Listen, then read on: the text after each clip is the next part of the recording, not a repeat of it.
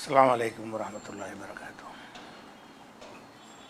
அல்ஹம்துலில்லாஹ் அல்ஹம்துலில்லாஹி நஹ்மதுஹு வ நஸ்தஈனுஹு வ நஸ்தக்ஃபிருஹு வ நஊது பில்லாஹி மின் ஷுரூரி அன்ஃபுஸினா வ மின் ஸய்யிஆத்தி அமாலினா மன் யஹ்திஹில்லாஹு ஃபலா முதில்ல லஹு வ மன் யுضلில்ஹு ஃபலா ஹாதிய லஹு.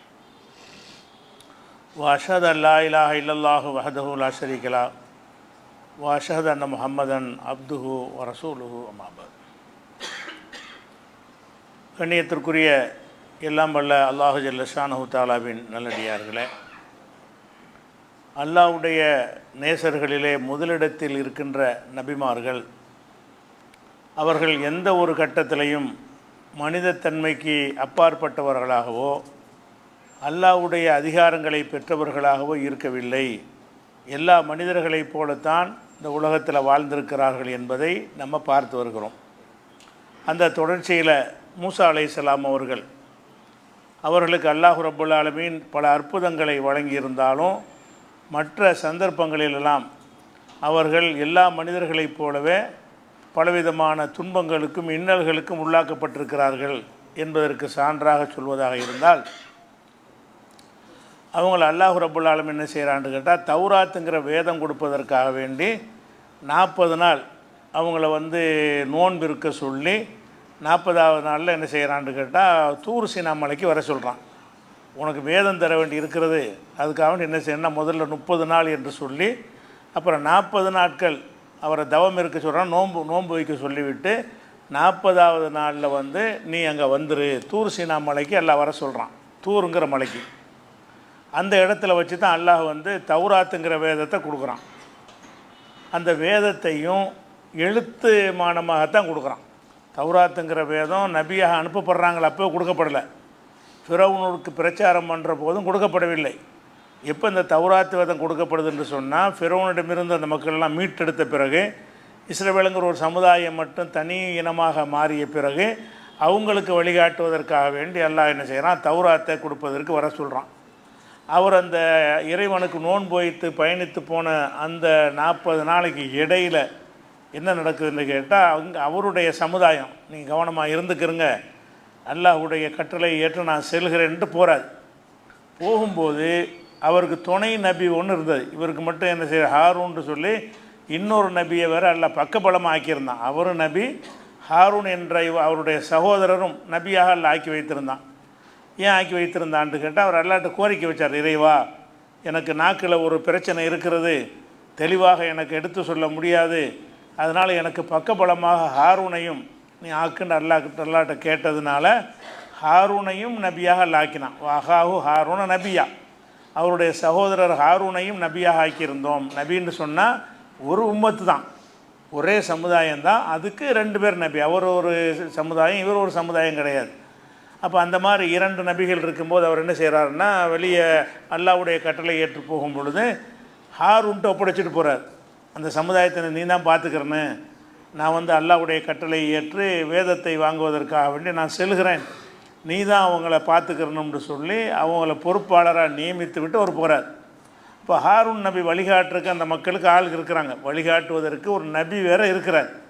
இந்த நேரத்தில் என்ன செய்கிறாங்கன்னா, அந்த பனி இஸ்ரவேலர்கள் ஒரு காளை மாற்று சிற்பத்தை, ஒரு உலோகத்தால் செய்யப்பட்ட அந்த சிற்பத்தை என்ன செய்கிறாங்கன்னா கடவுளாக்கிடுறாங்க.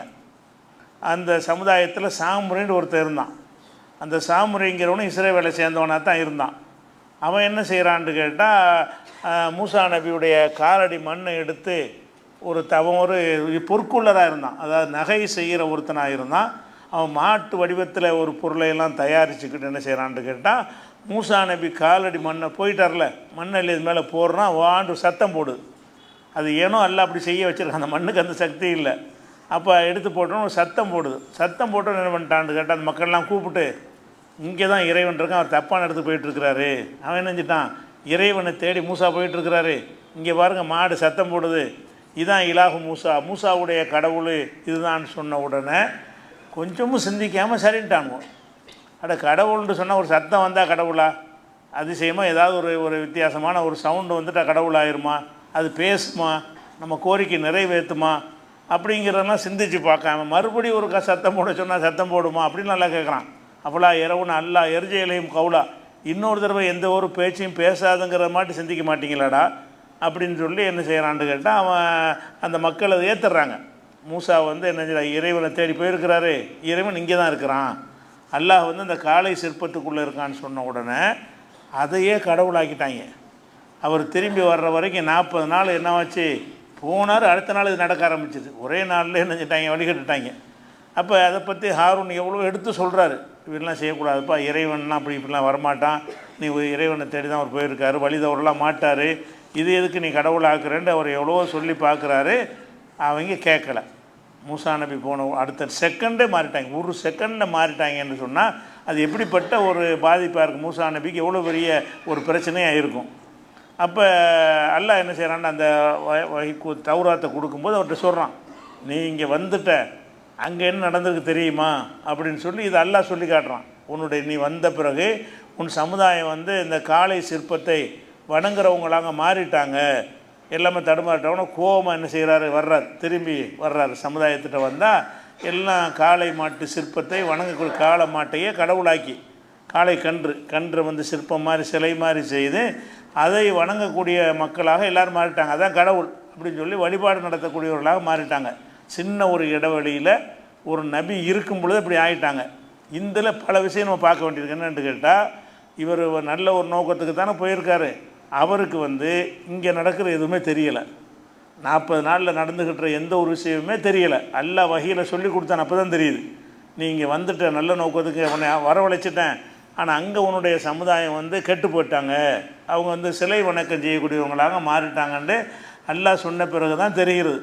வந்த உடனே அந்த சம்பவத்தை அல்லாஹ் சொல்லி காட்டுறான். 7வது சூறாவில் 150வது வசனத்தை சொல்லுகிறான். பலம்மா ரஜா மூசா இலா கோமிஹி கல்பான் அசிஃபா, மூசா அவர்கள் கட்டும் கோபத்தோடவும் கவலையோடவும் என்ன செய்கிறாங்க, அவங்க சமுதாயத்தை நோக்கி திரும்பி வர்றாங்க. கோபம் வரும்ல, இந்த மாதிரி வழிகட்டாங்கன்னு கேட்ட உடனே கோவப்பட்டு வர்றாங்க. கால பேசமா ஹலப்து பூனி மிம்பாதி, நான் போன பிறகு நீங்கள் செஞ்ச காரியம் மகா கெட்ட காரியமாக இருக்கிறது. அஜில்தும் அம்ர ரப்பிக்கும், உங்கள் இறைவனுடைய கட்டளையை நீங்கள் வந்து மீறி விட்டீர்களா, அல்லாஹ்வுடைய கட்டளையை மீறி நீங்கள் செஞ்ச இந்த செயல் வந்து சரியில்லைன்னு சொல்லிவிட்டு வாழ்க்கல் அல்வாக, அந்த தௌராத்து வேதத்தை அல்லாஹ் பலகைகளில் எழுதி கொடுத்துருக்குறான், அதை தூக்கி எறிகிறார் கோபத்தில். இந்த மாதிரி செஞ்சு இதை பார்த்த உடனே அவருக்கு வந்த கோபம், கையில் இருக்கிறது வேத புத்தகமாச்சுன்னு கூட அவர் தெரியல, அப்படி எல்லாம் சொல்லிக்கிறார். வாழ்க்கல் அல்வாக, அந்த வேதம் எழுதப்பட்ட பலகைகளை தூக்கி வீசினார். வீசிட்டு என்ன செஞ்சார்னு கேட்டால், அவர் ஹாரூன் தானே இருக்கார், ஹாரூனுடைய தலையை பிடிச்சி என்ன செய்கிறாரு, இழுக்கிற ஹாரூன் தலைமுடி பிடிச்சி இழுத்து, என்ன உன்னை என்ன எப்படி நான் விட்டுட்டு போனேன், இவ்வளோ கெட்டு போயிருக்கிறாங்க, நீ என்ன செஞ்சுக்கிட்டு இருந்த அப்படின்னு ஹாரூனை வந்து கண்டிக்கிறார். ஹால் அப்படின்னா உண்மை இன்னல் கோம இஸ்தலாஃபூனி ஓ காது எக்துலூனி, அவர் ஹாரூன் சொல்கிறாரு, இவங்க என்னை உன்னைய மாதிரி வந்து மதிக்கிறார்களா, இல்லை என்னை ரொம்ப அற்பமாக கருதுறாங்க, நான் எவ்வளோ சொல்லி பார்த்தாலும் போய வேலையை பார்த்துக்கிட்டுங்கிறாங்க. இவர் நபி தான், ஆனால் மூசா நபி கொடுத்த ஒரு மரியாதை இவங்க ஹாரூனுக்கு கொடுக்கல, சொல்லி காட்டுறாரு. இன்னல் கோம இஸ்தலாஃபூனி, என் சமுதாயத்தில் உள்ளவர்கள் வந்து என்னை ரொம்ப அற்பமாக சீப்பாக கருதுகிறாங்க. ஓ காது எக்துலூனி, என்னை கொல்ல முயற்சிட்டாங்க, நான் வந்து இதை தப்புன்னு சொன்னால் என்னையே கொலை செய்யும் அளவுக்கு அவர்கள் நினைச்சிட்டாங்க, வந்துட்டாங்க. அதனால தான் நான் வந்து தடுக்க முடியலைன்னா சொல்ல கேட்டால் தானே முடியும், நான் சொல்ல போனால் என்னை கொலை செய்ய முயற்சிக்கிறார்கள், அப்படிங்கிறதுனால தான் என்னால் அதை தடுக்க முடியலை. பல துஷ்மித் பியல் ஆதா, எதிரிகளுக்கு ஒரு சந்தோஷத்தை என்னை வைத்து நீ சந்தோஷத்தை கொடுத்துடாத, என்னை போட்டு நீ வந்து தடையை பிடிச்சி இழுத்தன்னு சொன்னால் அவங்களுக்கு சந்தோஷமாக இருக்கும். நமக்கு நமக்கு வேண்டப்பட்ட ஒரு ஆளை வந்து அடிக்கிறாங்கன்னா நமக்கு சந்தோஷம் வரும்ல, எதிரி அடிக்கிறாங்கன்னா. அந்த மாதிரி என்ன செய்கிறாருன்னு கேட்டால், அவங்களுக்கு ஒரு கேலி பொருளை என்னை ஆக்கிறாத அப்படின்னு மூசா நபிகிட்ட அவர் சொல்லிவிட்டு அவர் அதுக்கு சமாதானம் சொல்கிறார். அப்போ இதெல்லாம் என்னென்னு கேட்டு 7வது சூறாவில் 150வது வசனத்தில் இருக்கிறது. அப்போ ஹாரூன் வந்து இவர் சொன்னதுங்கிறது தெரியலை, ஹாரூன் தான் இது காரணமாக இருப்பார், அவர் மேலே கோவப்படுறாரு. மூசா நபியாக இருந்தாலும் பல விஷயங்கள் அவருக்கு தெரியவே இல்லை. அதுபோக இவ்வளோ ஆழமாக நபியின் மூலமாக அஸ்திவாரம் போடப்பட்டு வளர்த்த ஒரு சமுதாயம் ஒரு செகண்டில் மாறினா அவர் எவ்வளோ பெரிய மன உளைச்சலுக்கு ஆளாவார். நபிக்கு வந்து ஒரே ஒரு ஆள் போயிட்டால் கூட ரொம்ப கவலைப்படுவாங்க. ஒருத்தர் இஸ்லாத்துக்கு வரலைங்கிற ரசூல்லா பற்றி எல்லாம் சொல்கிறான். லல்லக்க பாஹி உன் நப்சக்க அல் ஆசாரிஹிம் இல்லம் யூமினு பி ஹாதல் ஹதீஸ் அசஃபா, இந்த மார்க்கத்தை அவர்கள் ஏற்றுக்கொள்ளவில்லை என்பதற்காக வேண்டி உன்னை நீ அழித்து கொள்ள பார்க்குறாயே அப்படின்னு ரசூல்லா பார்த்து எல்லாம் கேட்குறான். இஸ்லாத்துக்கு ஒருத்தன் வரலைன்னா கவலைப்படுறாங்க. ரசூல் அவன் வர மாட்டேங்கிறானே, இவன் வர மாட்டேங்கிறானே, இவ்வளோ பேருக்கு சொல்கிறான் வரலையே, அவ்வளோ பேருக்கு சொல்கிறான் வரலையேன்னு சொல்லி ஒருத்தர் வரவில்லை என்று சொன்னால் அது பெரிய கவலையை ரசூல் ஸல்லல்லாஹு அலைஹி வஸல்லம் அவர்களுக்கு ஏற்படுத்துன்னு உன்னை நீ அழித்து கொள்ள பார்க்குறாய். அந்த கவலை எந்த அளவுக்கு இருந்துச்சுங்கிறான், நீ சொன்னதை அந்த மக்கள் கேட்கலைங்கிறதுக்காக நீ கவலைப்பட்டு உன்னை அழிச்சிக்கிறாத அப்படிங்கிற அளவுக்கு கடும் கவலைப்படுறாங்க. அப்போ மூசா நபிக்கு எவ்வளோ பெரிய கவலை இருக்குதுல. வந்தவங்க பூரா கம்ப்ளீட்டாக போயிட்டான்னு, அவர் ஒரு ஆளை தவிர, ஹாரூனை தவிர அவர் நபிங்கிறதுனால அவர் போக மாட்டார். பாக்கி எல்லாரும் நினைஞ்சிட்டாங்கன்னு கேட்டால் அந்த சிலை வணக்கம் செய்யக்கூடியவர்களாக மாறி போயிட்டாங்கன்னா, முஸ்லீமாக ஆகிவிட்டு முர்த்ததாக மாறினால் அது எவ்வளோ பெரிய ஒரு பாதிப்பை அவருக்கு மன ரீதியாக ஏற்படுத்தும். அந்த மாதிரி தான் இருந்தார்கள் மனிதர்கள் முறையில். அவங்களுடைய சமுதாயத்தினாலே பலவித துன்பங்களுக்கு ஆளானார்கள் என்பதை பார்க்குறோம். இதே மாதிரி இதே விஷயத்தை அல்லாஹ் 20வது சூறாவில் 86வது வசனத்திலையும் எல்லாம் சொல்லி காட்டுகிறான். ஒமா ஆஜலக்கான் கௌமிக்கு யா மூசா, மூசாவே உன் சமுதாயத்தை விட்டுட்டு வேகமாக வந்திருக்கிறியே, என்ன செய்தின்னு நல்லா கேட்குறான். அந்த தூர் மலைக்கு வந்தவுடனே அவர் சொல்கிறார், காலகும் உலாயால அசரி, அவர்கள் எனக்கு பின்னாடி நான் விட்டுட்டு வந்திருக்கிறேன். அஜில்த்து இலைக்கில் ரெப்பி தரலாம், இறைவா அவனுடைய திருப்தியை பெறுவதற்காக நான் வேக வேகமாக வந்துட்டேன் அப்படின்னு அவர் சொல்லுவார். அப்போ சொல்லுவார், காலப்ப இன்னா ஃபத்தன்னா கௌமக மிம்பாதிக்க, நீ வந்த பிறகு உன் சமுதாயத்தை நம்ம சோதித்து பார்த்துட்டோம், அதாவது காலமாட்டை வணங்குறவங்களாக ஆக்கிவிட்டோம். வல்லல்லஹுமு சாமுரி, சாமுரிங்கிறவன் அவங்கள வழிகெடுத்து விட்டான் என்ற செய்தி அல்லாஹ் தான் என்ன செய்யறான், அவருக்கு சொல்லி கொடுக்குறான். அதுக்குரிய ஆதாரம். இப்போ ரஜா மூசா இலா கோமி கல்பான், மூசா நபி நெஞ்சார் கோபமாக வந்தாருங்கிற இந்த செய்தியை 20வது சூறாவில் 86வது வசனத்திலையும் இருக்கிறது. அதே மாதிரி ஹாரூனும் நெஞ்சார் உரிய வேலையை கரெக்டாக செஞ்சாருங்கிறது நல்லா குர்ஆனில் சொல்லி காட்டுறான். அவர் கொலை செய்வோன்னு மிரட்டல் இருந்தும் கூட அவர் சொல்லாமல் இல்லை, சொல்லியும் அவர்கள் கேட்கலை. அது அல்லாஹ் சொல்லி காட்டுறான். வழக்கது காலலகும் ஹாரூனும் என் கபுலு, அதற்கு முன்னர் ஹாரூன் அந்த மக்களுக்கு சொல்லி இருந்தார், யா கோமி இன்னமா ஃபுதின்துபிஹி, மக்களே இந்த காலை சிற்பத்தின் மூலமாக நீங்கள் சோதிக்கப்படுறீங்க, அல்லாஹ் டெஸ்ட்டு பண்ணுறதுக்காக வேண்டி இப்படி ஒரு சத்தத்தை வர வச்சு எத்தனை பேர் நீங்கள் இஸ்லாத்தில் இருக்கிறீங்க, எத்தனை பேர் போகிறீங்கன்னு கண்டுபிடிக்கிறதுக்காக வேண்டி உங்களை அல்லாஹ் சோதித்து பார்க்குறான். ஓ இன்ன ரப்பக்கும் ரஹ்மான், ரஹ்மான் தான் உங்களுடைய இறைவன், இது அல்ல, இந்த சிலை உங்களுடைய கடவுள் கிடையாது, உங்களுடைய இறைவன் ரஹ்மான், அளவற்ற அருளார், அல்லாஹ் தான் இறைவன் என்று சொன்னார். ஃபத்தபிஊனி, என்னை நீங்கள் பின்பற்றுங்கள், வத்தீவு அம்ரி, என்னுடைய கட்டளை கட்டுப்படுங்கள் என்று அவர் சொல்லி பார்க்குறார். அவங்க என்ன செஞ்சாங்க, ரன் நபரஹ அலைஹி ஆக்கிஃபீன ஹத்தா எரிஜி அலைனா மூசா, மூசா திரும்பி வர்றவரை நான் இதில் தான் இருப்பேன்ட்டாங்க. மூசா சொல்கிறேன், நீ என்ன சொல்கிறது, மூசா நபி எங்களுக்கு திரும்பி இந்த உண்மையை சொல்கிற வரைக்கும் நாங்கள் இந்த சிலையை தான் வணங்கிக்கிட்டு இருப்போம் அப்படின்னு சொல்லி அவர் மறுத்தார்கள்ங்கிற விஷயத்தையும் 20வது சூறாவில் 91வது வசனத்தில் எல்லாம் சொல்லி காட்டுகிறான். அப்போ இந்த சம்பவத்தில் நம்ம தெரிஞ்சுக்கிற விஷயம் என்னென்னு கேட்டால், ஒரு நபியால் வார்த்தெடுக்கப்பட்டவர்களாக இருந்தாலும் மாறிடுவார்கள். நம்ம என்ன நினைக்கிறோம், அவுலியா மகான்கள் இவங்கெல்லாம் அப்படி முறியீடு கொடுத்தாங்கன்னா அப்படி கெட்டவனே நல்லவன் ஆக்கிடுவாங்க, அப்படி பக்குவப்படுத்திடுவாங்க அப்படின்னா நினைக்கிறோமே. அதெல்லாம் கிடையாது என்பதற்கு இந்த மூசா நபி வரலாறு அதுக்கு தான் எல்லாம் சொல்லி காட்டுறான். இவர் மூசா நபியால் உருவாக்கப்பட்டவங்க எப்படி இருப்பாங்க. இன்னும் சொல்லப்போனால் இந்த மக்களுக்கு மார்க்கத்தை சொன்னவராக மட்டும் அவர் இருக்கலை, அவங்கள விடுதலை பெற செஞ்சு அந்த சமுதாயத்துக்கு விடுதலை வாங்கி கொடுத்தவராக இருந்தார். உலக ரீதியாக அவங்களுக்கு ஏதாவது ஆதாயம் கிடைச்சுன்னா ரொம்ப மரியாதையாக இருப்பாங்க. மார்க்கத்தை மட்டும் அவர் சொல்லிக் கொடுக்கல, அடிமையாக இருந்தவங்களை ஃபிரௌன்கிட்டருந்து காப்பாற்ற செஞ்சு அவங்கள வெளியே கொண்டு ஒரு தனி சுதந்திரமான சமுதாயமாக ஆக்குனதுக்கு யார் காரணம், மூசா நபியுடைய அந்த விடுதலை போர் தான் முக்கியமான காரணம். அப்படி இருந்தும் கூட என்ன செஞ்சிட்டாங்கன்னு கேட்டால் அவருடைய கொள்கையில் உறுதியாக இருக்கலை, அவங்க இஷ்டத்துக்கு மாறி போயிட்டாங்க என்பதை பார்க்குறோம். அதே மாதிரி என்ன செய்கிறாருன்னு கேட்டால், அவர் அடிக்கணும்னா செய்கிறாருன்னு வருது.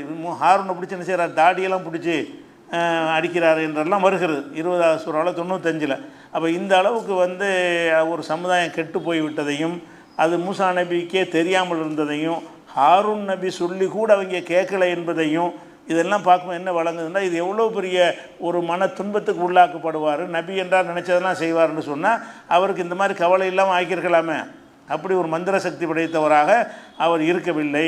அதுக்கு எல்லாம் கேள்வி கேட்குறான், ஏண்டா நீங்கள் அதை போய் சிலையை பிடிச்சிக்கிட்டு கடவுள்னு சொல்கிறீங்களே, அவ்வளவு அன்னஹு லாயு கல்லிமுகம், அந்த சிலை உன்ட்ட பேசுமா, சத்தம் போட்டுச்சின்னு சொல்லி அதுக்கு பின்னாடி போயிட்டு அது பேசுமா, வலா எஹதிஹிம் சபீலா, ஏதாவது வழியை காட்டுமா, நேர் வழி கேட்டால் என்னென்னு தெரியுமா, எப்படி போகிறது, அந்த தெருவுக்கு எப்படி போகணும் அதை வழிகாட்டுமா, ஒன்றும் இல்லாத பிடிச்சி கடவுள்னு நினைக்கிறீங்களான்னு என்ன செய்கிறாரு, அவ்வளோலாம் சொல்லி பார்க்குறாங்க, ஒன்றுமே அவங்க கேட்கலைங்கிற ஒரு விஷயத்தை பார்க்குறோம். அதனால் இந்த மாதிரியான ஒரு துன்பத்திற்கு மூசா நபி ஆளான வரலாறு எதுக்கு எல்லாம் சொல்கிறான்னு கேட்டால், எந்த ஒரு மனிதரையும் அவங்க உள்ளத்தை பக்குவப்படுத்தக்கூடிய அதிகாரத்தை நபிமார்கள் கொடுக்கல. அதைக்கு ஆதாரமாக இருக்கிறது அவங்க எவ்வளோ பெரிய மன உளைச்சலுக்கு உள்ளாவார்கள். அவங்களே மன உளைச்சலாக இருந்தால் உங்கள் மன உளைச்சலை எப்படி தீர்ப்பாங்க? நபிமார்கள் அவங்களே பல மன உளைச்சலுக்கு கவலைக்கு மேலே கவலைக்கு ஆளாக இருக்கிறார் என்பதை பார்க்குறோம். அதை விட முக்கியமான என்னென்னு கேட்டால், ஃபிரௌன்கிட்டருந்து எதிர்த்து மூசா நபி பிரச்சாரம் பண்ணுறாங்க.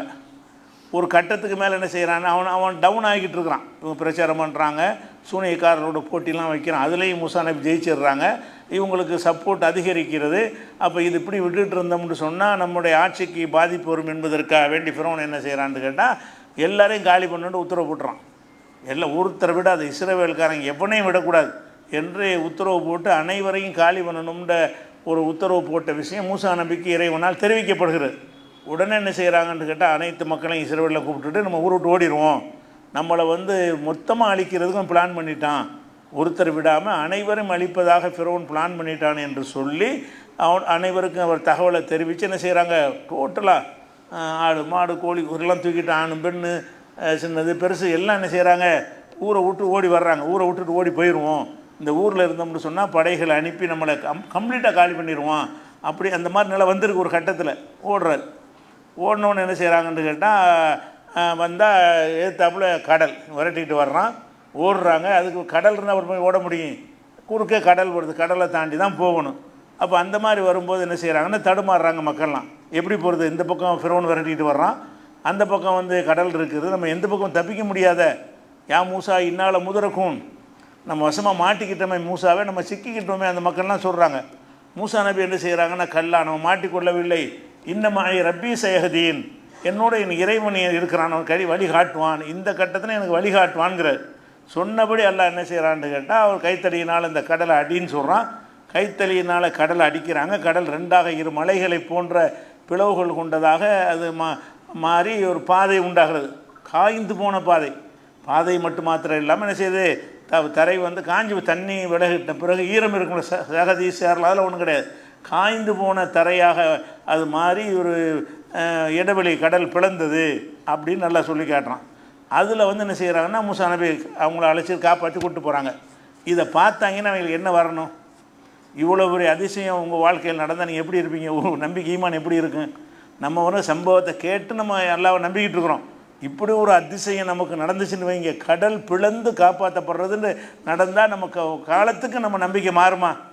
அப்படியும் நடந்துருச்சுன்னு சொன்னால் கடுகளவு நம்மளை யாரும் அசைச்சு பார்க்க இயலுமா? நம்ம அல்லாஹ்வுடைய சொல்லி சொற்களை பயான கேட்டு குர்ஆன் வசனம் நம்பி நம்ம இது பண்ணிக்கிட்டு இருக்கிறோம். ஆனால் இவங்க எப்படி பார்க்குறாங்க?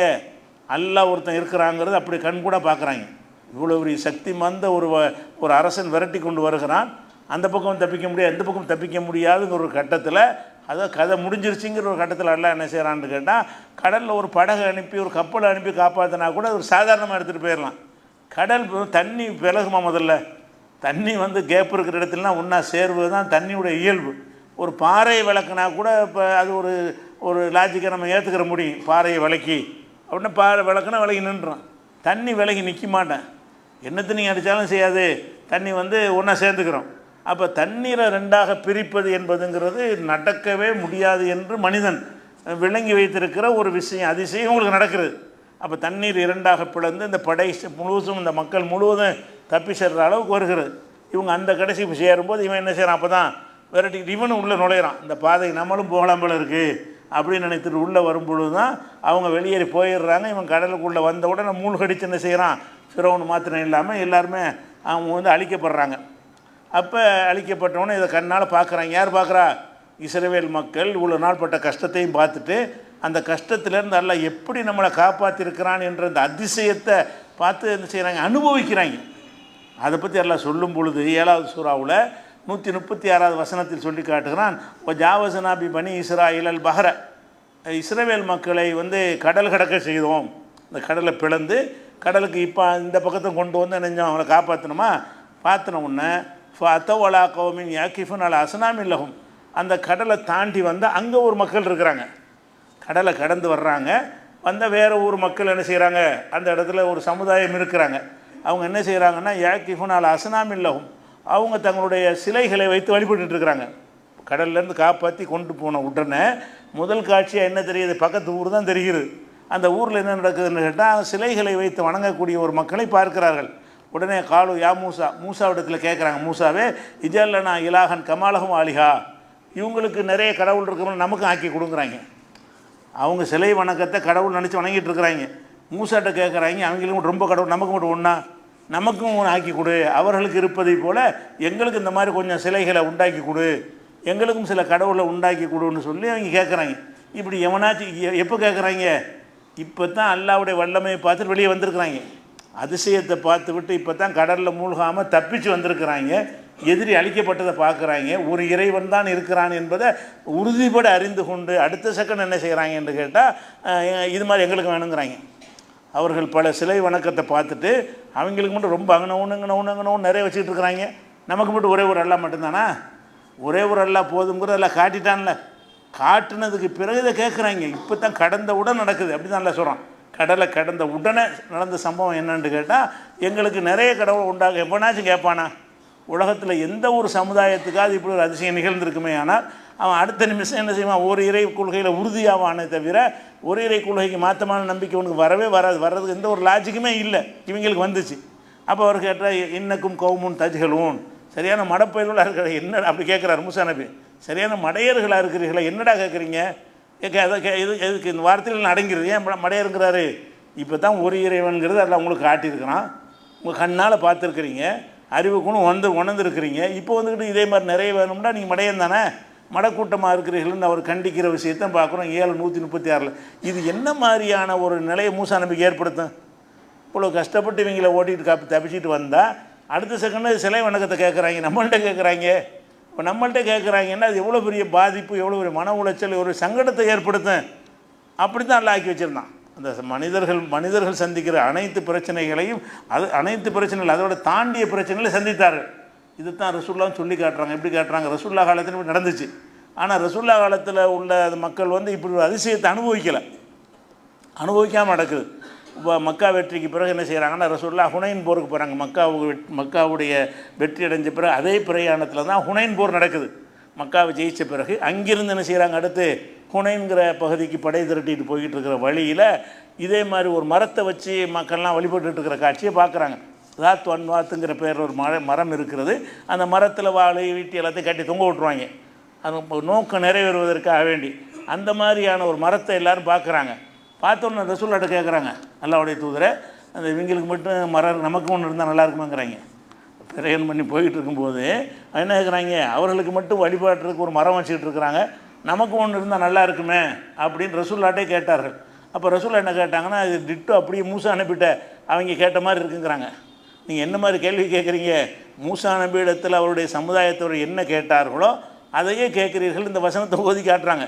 எங்களுக்கு அதே அவர்களுக்கு இருப்பது போல கடவுளை உண்டாக்கித்தா என்று கேட்டார்களே, அதே மாதிரி கேட்குறீர்கள். தற்கப்புன்னு சொன்ன மண்கான கவுலகும், உங்களுக்கு முன் சென்ற சமுதாயத்தினுடைய வழிமுறை ஜானுக்கு ஜான் பின்பற்றுவீர்கள். அவன் சொன்னால் அப்படி சொல்கிறீங்க. நீங்கள் என்ன செய்வீங்கன்னா, அவன் என்னென்னலாம் செஞ்சானோ அதையெல்லாம் ஜானுக்கு ஜான் முளத்துக்கு முன்னே நீங்கள் பின்பற்றுவீர்கள் அப்படின்னு சொல்லிவிட்டு இதை சொல்லி காட்டுறாங்க. உங்களுடைய கேள்வி என்ன மாதிரி இருக்குது என்று கேட்டால், மூசா நபியிடத்தில் அந்த சமுதாயம் கேட்டார்களே அந்த மாதிரி இருக்குது என்று சொல்கிறாங்க. அப்படி சொன்னாலும் மூசா நபியுடைய சமுதாயம் கேட்டதுக்கு ஒன்றும் சமம் கிடையாது. மூசா நபி சமுதாயம் அல்லாஹ்வுடைய வல்லமையை பார்த்துட்டு கேட்டாங்க. இவங்க பார்க்காம நம்பிக்கை கொண்டவங்க. இவங்க என்ன செஞ்சாங்க, மக்கா முஸ்லீம்கள் எல்லாம் அல்லாஹ்வுடைய இப்படி எந்த ஒரு அதிசயத்தையாவது பார்த்தாங்களா? ரசூலை மட்டும் பார்த்தாங்களே தவிர அவங்க இந்த மாதிரியான அல்லாஹ்வுடைய வல்லமையை காட்டக்கூடிய ஒரு அதிசய நிகழ்வு ஒன்றையும் என்ன செய்யலை, பார்க்கலை. ஆனாலும் என்ன செய்கிறாங்கன்னா, இது அதோட கம்பேர் பண்ணால் இது சின்னது தான். அவங்க செஞ்சதோட கம்பேர் பண்ணால் இது சின்னது. ஆனால் இதுவும் செய்யக்கூடாதுல்ல. இவங்க இன்னொரு அதிசயத்தை பார்த்துருக்குறாங்கல்ல. எந்த ஊரில் விரட்டி அடித்தாலும் அந்த ஊரை இப்போ தான் ஜெயிச்சிருக்காங்க மக்காவை. ஒரு சொட்டு ரத்தம் சிந்தாமல், கத்தி எடுக்காமல், ஊரே சரணடைஞ்சு போய் கைப்பற்றி அதை ஊர் ஜெயிக்கிறேன்னு அது ஒரு அற்புதம் தானே. இது கடல்லேருந்து மூசாவை காப்பாற்றின அற்புதம் மாதிரி தான் இது. வேறு வகையான ஒரு அதிசயத்தை நல்லா காப்பாற்றுறான். விரட்டி விட்ட ஆட்கள் என்ன செய்கிறாங்க, திரும்ப மக்காவை ஜெயிக்கிறாங்க. எந்த யுத்தமும் நடக்கவே இல்லை. மக்காவுக்கு படையெடுத்து ரசூல்லா வந்தாங்களே, போரா நடந்துச்சு. அவன் கதவை சத்துக்குள்ள உட்காந்துட்டானுமோ. மக்காவுக்கு ரசூல்லா வந்தவொன்னே என்ன செய்யலை, யார் அவர் வீட்டுக்குள்ளே யாரெல்லாம் இருந்துகிறீர்களோ அவர்களுக்கெல்லாம் அடைக்கணும், ஒன்றும் செய்ய மாட்டோம் அப்படின்னு ஒரு அறிவிப்பு கொடுக்குறாங்க. அனைவரும் கதவை சாத்திட்டு உள்ளே உட்காந்துட்டாங்க. இவங்களா போனாங்க, இவங்களா காப்பாவுக்கு போனாங்க, கைப்பற்றினாங்க, தொழுவுனாங்க, சிலைகள்லாம் அதோடய தள்ளினாங்க. அந்த மாதிரி எல்லாம் ஒரு வெற்றியை கொடுத்தான். அதுவே ஒரு விதமான வெற்றி தானே. மூசா நபிக்கு கொடுத்த மாதிரியான ஒரு வெற்றியை தான் அல்லாஹ் கொடுத்துருக்கோம். அதை பார்த்துருக்குறாங்க. அப்படி அல்லாஹ் நினச்சா இப்படியெல்லாம் செய்வானேன்னு நினைக்கக்கூடியவர்கள் மரம் கேட்குறாங்க. அதே மாதிரி எங்களுக்கு தாங்கன்னு கேட்குறாங்க. அவர்களுக்கு மரம் இருப்பதை போல் எங்களுக்கு வேணுமென்று கேட்குறார்கள் என்று பார்க்குறோம். அப்போ இதே மாதிரியான ஒரு விஷயத்தை தான் மூசா நபியுடைய காலத்தில் அந்த சமுதாயம் அவருக்கு துன்பம் பண்ண காசி பார்க்குறோம். அதே மாதிரி அல்லாஹ் என்ன செய்கிறான்னா இவங்களுக்கு ஒரு புனித பூமியை வாக்களிக்கிறான் மூசா நபி காலத்தில். இந்த புனித பூமினா ஜெருசலம். இந்த ஜெருசலத்தை நீங்கள் என்ன செய்யுங்க, உங்களுக்கு எல்லாம் வாக்களித்துக்கிறான், வாங்க நம்ம போவோம் அப்படின்ட்டு மூசா நபி கூப்பிட்றாங்க. ஆனால் ஜெருசலம்ங்கிற அந்த ஊர் காலியாக இருக்கலை. அங்கே ஒரு கூட்டம் ஆதிக்கம் செலுத்திக்கிட்டு இருக்குது. பெருமனே உள்ள பொட்டல் வழி கிடையாது. அது ஒரு ஊராக இருக்கிறது. அங்கே ஒரு சில மக்கள் இருக்கிறாங்க. அல்லாஹ் என்ன சொல்கிறான்னு கேட்டால், இது நமக்குன்னு எல்லாம் வாக்களிச்சுட்டான், நம்ம உள்ளே போய் ஜெயிச்சிடலாம், அவங்கள வாங்க போகோன்ற கூட என்ன செய்கிறாங்கன்னு கேட்டால், காலு அவங்கெல்லாம் சொல்கிறாங்க, இன்னால் அன்னது குலஹா அபதா மாதாமும் ஃபீஹா. அவங்க அங்கே உள்ள மக்கள் இருக்கிறாங்க, வலிமையான ஆளுக்கு இருக்கிறாங்க, அவங்க இருக்கிற வரைக்கும் நாங்கள் வரமாட்டோம். ஃபதுஹப் அந்த ரப்புக்கு காத்திலா, நீனும் உன்னுடைய இறைவனும் போய் சண்டை போடுங்க. இன்னா ஹாகுனா காயுதும், நாங்கள் இங்கேயே இருக்கிறோம், ஜெயிச்சுட்டு வாங்க, நான் உள்ளே வர்றோங்கிறாங்க. நீனும் அல்லாவும் போய் என்ன செய்யுங்க, அந்த ஜெருசலத்தில் உள்ள எதிரிகளை அழிச்சு விட்டு காலி பண்ணிட்டோம் அப்படின்னு சொல்லுங்க, நாங்கள் வர்றோம். எப்படிப்பட்டவங்களா இருக்காங்கன்னு பாருங்கள்.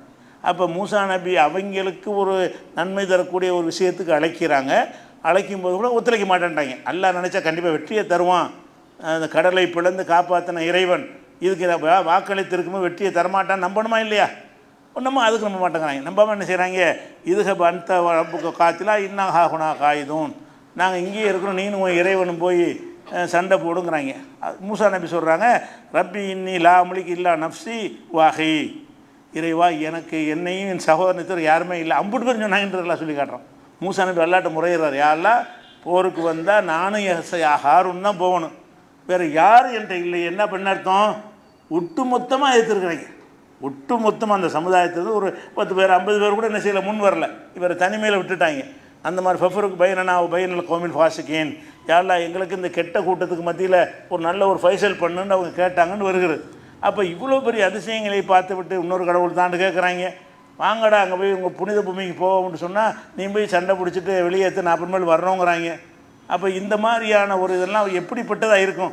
மூசா அந்த தலைவருங்கிற பொருள் அவர் நினச்சி பார்த்தா என்ன நினைப்பார், என்னடா இது, இவங்களை நம்பி தானே வந்தோம், நான் போய் சண்டை போட வரணும், தனியாக சண்டை போட ஏழுமா, இந்த மக்களை வச்சு தானே சண்டை போடணும், இப்படி காலை வர்றாங்களேன்னு சொல்லி எவ்வளோ வேதனைப்பட்டிருப்பார். அப்போ இதுதான் மூசா நபியுடைய வரலாறில் விளங்கக்கூடிய விஷயம் என்னென்னு கேட்டால், நம்ம பட்ட மாதிரி மனிதர்கள் பட்ட மாதிரியான எல்லா கஷ்டத்தையும் மன உளைச்சலுக்கும் தான் ஆளாக இருக்கிறார்கள் என்பதை பார்க்குறோம். இது குறித்து மேலும் சில விவரங்களை இன்ஷா அல்லாஹ் அடுத்தடுத்த வரது பார்க்கலாம்.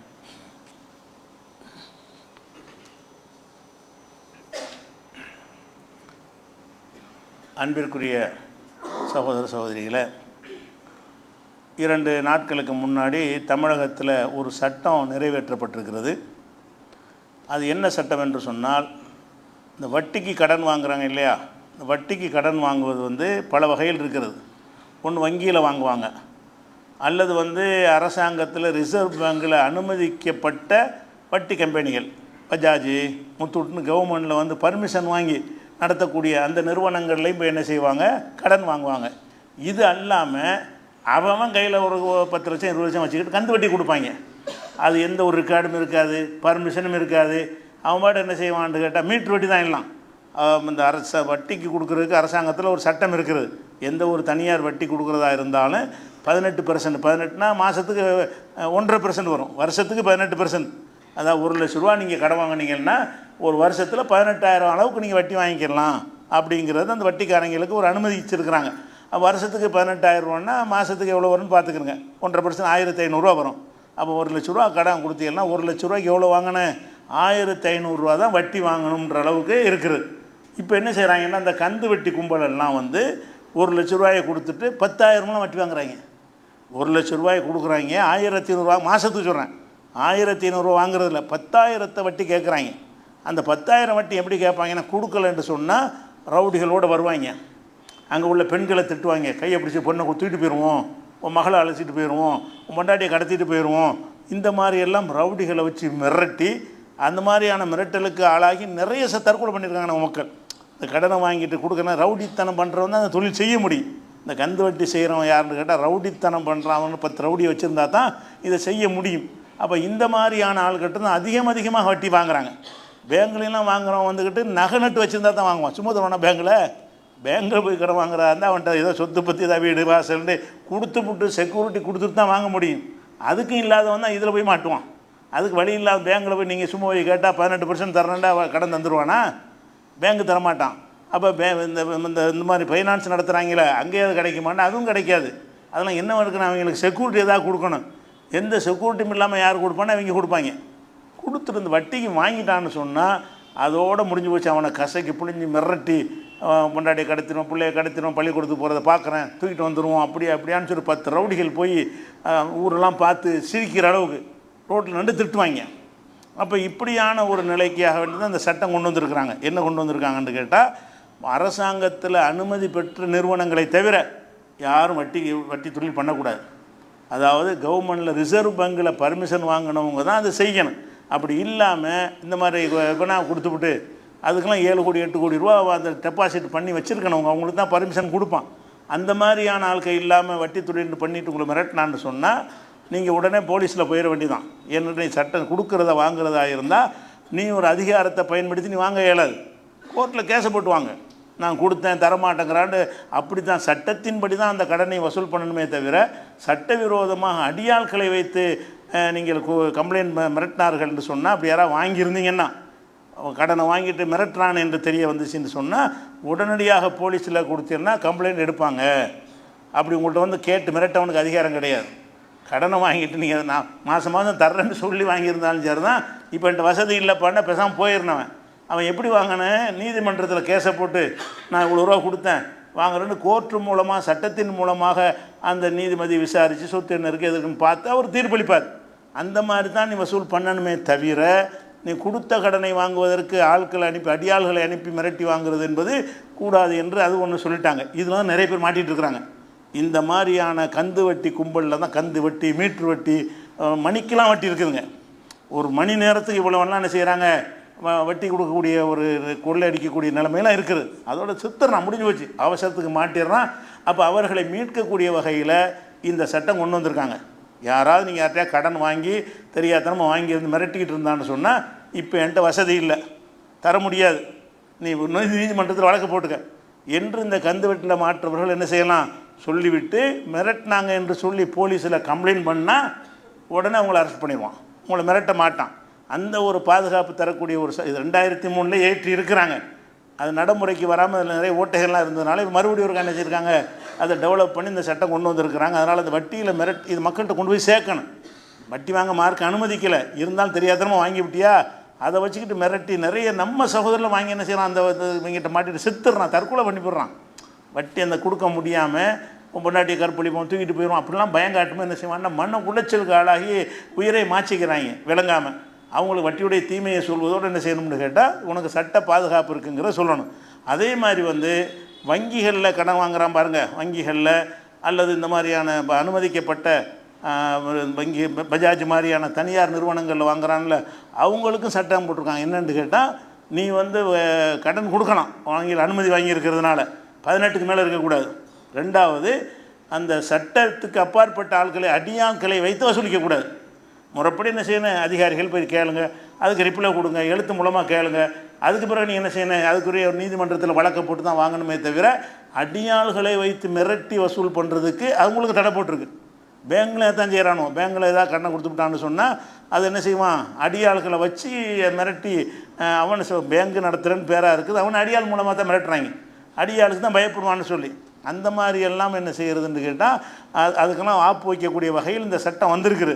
அதனால் இது குறித்த விழிப்புணர்வை மக்கள்கிட்ட கொண்டு போகணும். இந்த மாதிரி வாங்கியிருந்தேன்னா நீங்கள் அதுக்கு பயப்பட தேவையில்லை, அவனை மிரட்டினான்னு சொன்னால் உடனே அருகில் உள்ள காவல் நிலையத்தை கூட கம்ப்ளைண்ட் எடுத்து அவன் சட்டமாக்கிட்டாங்கல்ல. இப்போ சட்டமாக்குனதுனால நீங்கள் எழுதி கொடுத்தா என்ன செய்யணும், கண்டிப்பாக அதுக்கு எஃப்ஐஆர் பதிவு போட்டு அவனை கூப்பிட்டு மிரட்டல் பண்ணி நீ கேட்கக்கூடாது. கேட்குறதா இருந்தால் கோர்ட் மூலமாக கேட்டுக்க. நீ சட்டத்தை கையில் எடுக்கக்கூடாது. நீ மிரட்டுறது, அடிப்பேங்கிற, உதைப்பேங்கிற, நீ நான் கவர்மெண்ட் நடத்துகிற.